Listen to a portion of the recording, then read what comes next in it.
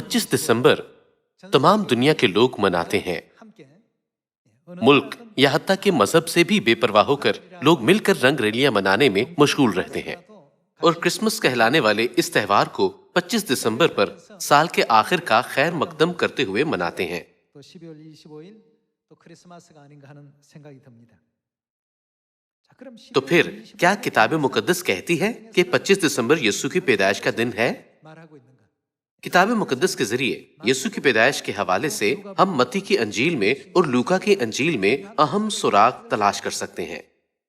ये इंद्राजात बहुत अहम सुरागों की निशानदही करते हैं, जैसे कि क्यों यीशु की पैदाइश दिसंबर में हरगिज वकूपज़ीर नहीं हो सकती थी।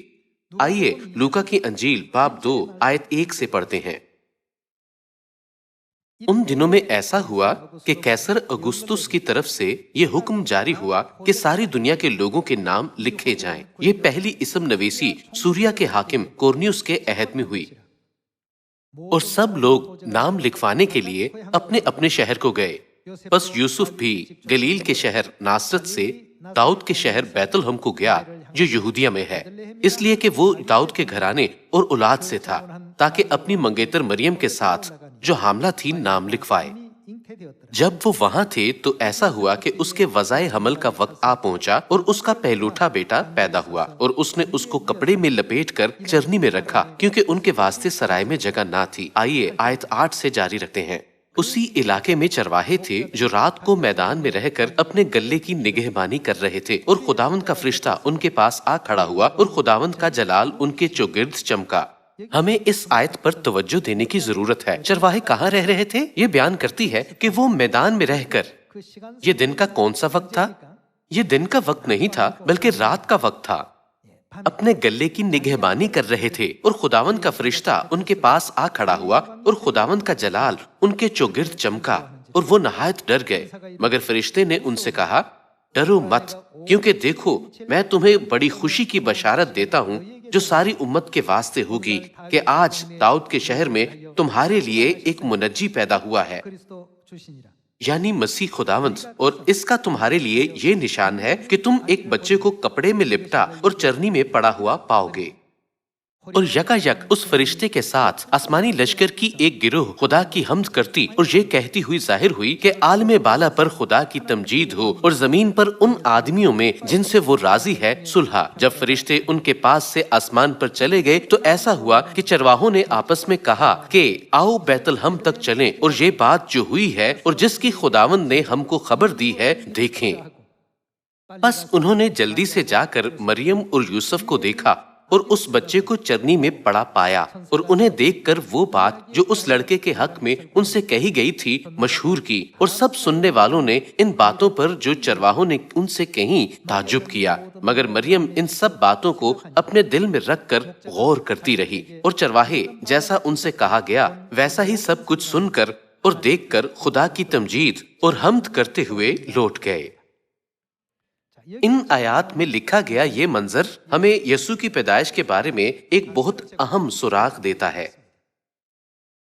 इसराइल में दिसंबर में औसत दर्जा हरारत करीबन 10 डिग्री सेंटीग्रेड है, लिहाजा हम नतीजा अखज़ कर सकते हैं कि दिसंबर मौसम का ऐसा दौरानिया नहीं है जिसमें इसराइल के किसी भी कस्बे में भेड़ों को गल्लाबानी के लिए मैदान में रखा जाए।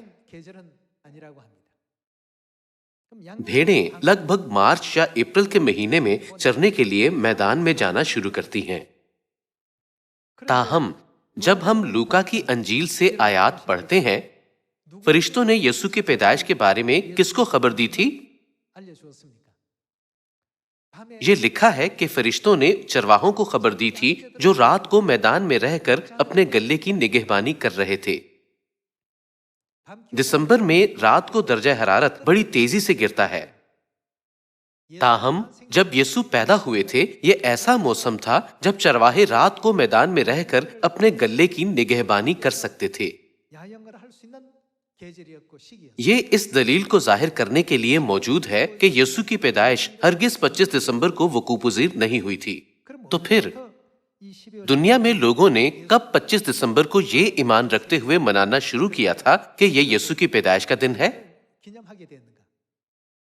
حیرت انگیز طور پر 25 دسمبر یسوع کے زمانے میں یسوع کی پیدائش کے دن کے طور پر ہرگز منایا نہیں جاتا تھا، نہ ہی رسولوں کے زمانے میں اور نہ ہی ان شاگردوں کے زمانے میں جنہوں نے رسولوں سے تعلیم پائی تھی۔ یسوع کے آسمان پر اٹھائے جانے اور یوحنا رسول کے گزر جانے کے بعد جو آخری رسول تھا، مسیحیت نے یکے بعد دیگرے سورج دیوتا کے دستور اپنانے شروع کر دیے۔ یوحنا رسول کی موت کے تقریباً 250 سالوں کے بعد آخر کار سال 354 بعد از مسیح کے لگ بھگ کرسمس کا آغاز ہوا تھا۔ کرسمس اور اس کے آغاز کے حوالے سے روم میں 3 بڑے سالانہ تہوار ہوتے تھے۔ 3 بڑے تہواروں میں سے ایک تہوار سورج دیوتا کی پرستش کے لیے خاص طور پر اس کی پیدائش کا جشن منانے کے لیے ہوتا تھا۔ مسیحیت نے اس تہوار کی ترمیم اس کا بھیس ایسے دن کے طور پر بدلتے ہوئے کی جب یسوع پیدا ہوئے۔ اس وقت سے لے کر مسیحی اسے یسوع کی پیدائش کے دن کے طور پر مناتے رہے ہیں۔ تاہم اس تہوار کے رواج کی جڑیں اپنی ذات سے سورج دیوتا کی پیدائش کے جشن میں پائی جاتی ہیں۔ یہ لازمی طور پر سورج دیوتا کی پرستش کا دن ہے۔ یہ سادہ طور پر محض ایسا معاملہ نہیں کہ آیا 25 دسمبر یسوع کے پیدائش کا دن ہے یا نہیں، بلکہ یہ ایک ایسا معاملہ ہے کہ ہم خدا کے آئین مانتے ہیں یا نہیں۔ چونکہ یہ ایک بہت اہم معاملہ ہے، کیا ہمیں اسے کسی معمولی چیز کے طور پر گرداننا چاہیے؟ کیا کتاب مقدس میں خدا کی مقدس تعلیمات نہیں ہیں جو ہمیں ایمان کی سچی راہ پر لے جا سکتی ہیں؟ ہمیں ہمیشہ نئے عہد میں سکونت کرنی چاہیے جو خدا نے ہمیں بخشا ہے۔ آئیے ہم ہمیشہ ان فرمانوں، قوانین اور آئین میں قائم رہیں جن کا خدا نے ہمیں ماننے کا حکم دیا ہے۔ آپ کا بہت شکریہ۔